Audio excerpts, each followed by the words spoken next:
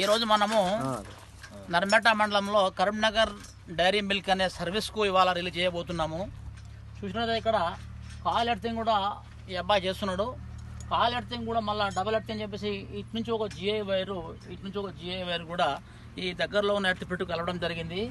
ఇదే ఎర్తిపిట్ నుంచి మనకు డబల్ కామన్ చేసే ప్రక్రియ ఇది.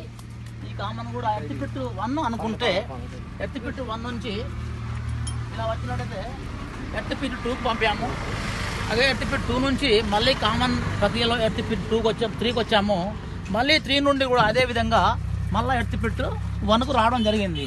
అంటే ఇక్కడ మనం డెల్టా ఫార్మేషన్ అనేది అయిపోయింది. ఇక్కడ వన్స్ డెల్టా ఫార్మేషన్ అయిందంటే ఎర్తింగ్ ఇస్ పర్ఫెక్ట్. అదేవిధంగా ఇక్కడ కాయల్ ఎర్తింగ్ కూడా డబల్ ఎర్తింగ్ 2 వైర్స్ కూడా కింద గ్రౌండ్కి వచ్చేసి దగ్గరలో ఉన్న ఎర్తిపిట్ చేయవలసిన అవసరం ఉంది.